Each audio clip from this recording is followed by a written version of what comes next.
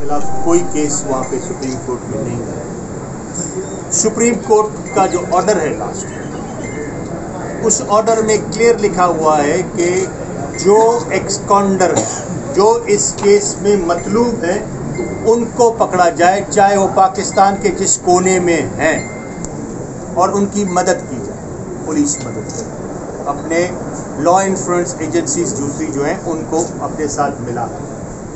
कतन उसने ये नहीं लिखा हुआ कि उसमें सरदार खान या बुरहान खान या किसी को इन्वॉल्व किया जाए। मेरा सिर्फ कहने का मकसद है सही, ये आज हम यहाँ बैठने का और आने का मकसद ये है कि ये एक फिल्म बनाने की कोशिश की जा रही है, जिसको हम आपको पहले से इतला देते हैं। ये फिल्म हुई ना कोई FIR, न कुछ कोई एविडेंस। आप किसी के घर पे जाते हो तो आप अपनी शोखी बढ़ाने के लिए, अपने को साफ करने के लिए, किसी को दिखाने के लिए ये चीज़ें कर रहे हैं। बस फिल्म पे फिर यही सवाल होगा, डायरेक्टर कौन है, इसका स्पॉन्सर कौन है, वो फिर आपको देने पड़ेंगे ना जवाब। अब आपके लोग विक्टिम हो रहे हैं इधर, तो ये तो पार्टी के खिलाफ ही एक किस्म की कार्रवाई हो रही है ना। ये एक अपने गले से कहते ना, फांसी का फंदा उतार के दूसरे के फांसी की गले में डालने वाली बात, वो आपके सामने क्लियर है। बाकी जैसे साई ने बोला कि इनकी दुश्मनी क्या है, वो इनकी दुश्मनी 87 से इनकी दुश्मनी है, तो आज से नहीं है। 6 से 7 खून इन फैमिलीज़ की आपस में हो चुकी हैं, जो एक दूसरे के फैसले भी हुए हैं, और इनके उन फैसलों के बाद ये आपस में बड़ी एक भी हो गए। इससे पहले जो 3 खून हुए थे, जिसमें उमर बाप का एक और चाचा और उसके दादा का भाई जो उसके एवज में 3 औरतें उस फरीक ने उनको दी हुई। आज जो एक्सकॉन्डर है, एक जो भागा हुआ है जुल्फकार चांडियो, वो हमारे ऊपर जो परवेज चांडियो फरियादी है, उसका साला है, और ऑन द स्पॉट जो आदमी मारा गया है वो उसका ससुर है। वो उनका अपना घर का मामला है, उसमें हमारी कोई इन्वॉल्वमेंट नहीं है। हाँ, उस टाइम उसको हमें इन्वॉल्व करने वाले, जैसे सोहेल खुद बोल रहा है आपके सामने बैठा हुआ, उस टाइम का होम मिनिस्टर के सामने खुद वो फरीक बैठ के ये बात करता है कि जी मैं ये जो नाम दिए गए, ये बुरहान का नाम गलत दिया गया। वो मानते हैं इस चीज़ को।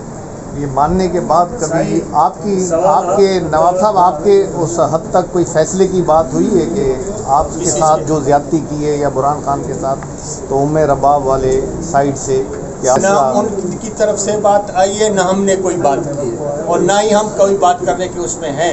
जब हम इस मामले में हैं ही नहीं, तो हमको फैसले देने की या फैसले करने की या उधर जाने की कोई ज़रूरत नहीं है।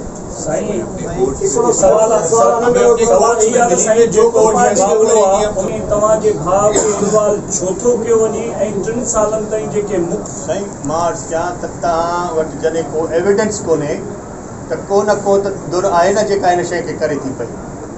जेका एविडेंस तव्हां वटि हुजे हा त तव्हां आणियो आहे न कोर्ट में, तव्हां उन चालान में, उन पुलिस इन्वेस्टिगेशन में ॾियो आहे न त साईं हीअ चालान आहे, हीअ पुलिस इन्वेस्टिगेशन आहे, हीअ हिन में जेको आहे साईं असांजो फलाणो हे गवाह आहे। जेके 3 नाला गवाह ॾिनल आहिनि, हिकिड़ो गवाह उन में जेको आहे मां जे मथां, असांजे मथां, बल्कि सॼे हिन जे मथां, उहो 14 साल माशाअल्लाह में दाड़ो पुर खून पुलिस मुक़ाबला वारा जी पुलिस थाणे जे ट्रोड़नि में उन जे मथां उहो केस आहे, 14 साल केस काटे आयो। इन में असां छा था चऊं? पार्टी के खिलाफ साजिश था, वेहनि था, पटका था बदिराइनि, और उन्हनि सां गॾिजी जेको आहे प्रेस कॉन्फ्रेंसूं कनि था। इन खां वधीक मां कहिड़ी सियासी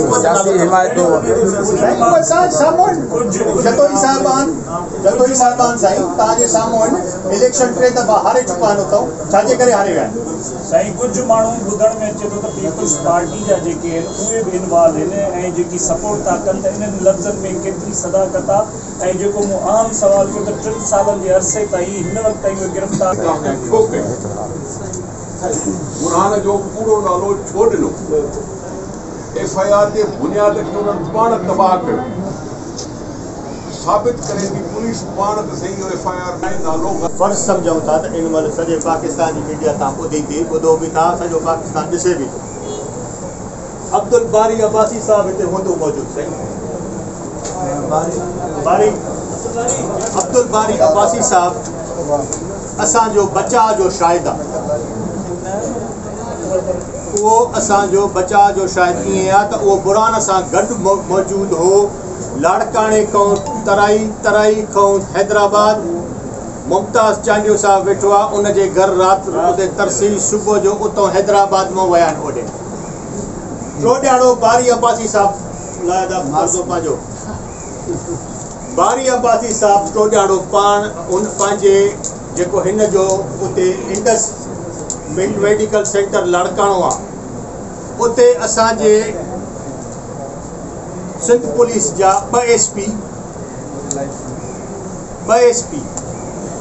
उते इन एक्स काउंटरनि जा फोटू खणी ऐं हिन जे सेंटर ते विया आहिनि ऐं माण्हुनि खे ॾेखारनि था असांखे CCTV फुटेज ॾियो, असांखे फलाणी शइ ॾियो। पाण चवनि था बलोचिस्तान आहे, को चवे थो साईं जबल में आहे। ॻोल्हे हाणे ॿियो सेंटर मुल्क जा खुटनि था, हिते उहो हाणे बारी अब्बासी जे सेंटर ते था वञनि जेको शायदि आहे। इहो हिकिड़े क़िस्म जो प्रेशर करण जी कोशिशि कई थो वञे असांजे मथां त असां इन्हनि शयुनि में अॻिते कयूं। असां तव्हांखे सिधी ॻाल्हि था कयूं, इहा शइ असां कोर्ट में बि वेंदासीं, छो जो असांजो शाहिद आहे। असांजे शाहिद खे जो इन क़िस्म जी हरकत कई थी वञे सिंध पुलिस जे तरफ़ां, त उहा शइ असां वाज़े करणु बहितर सम्झंदा।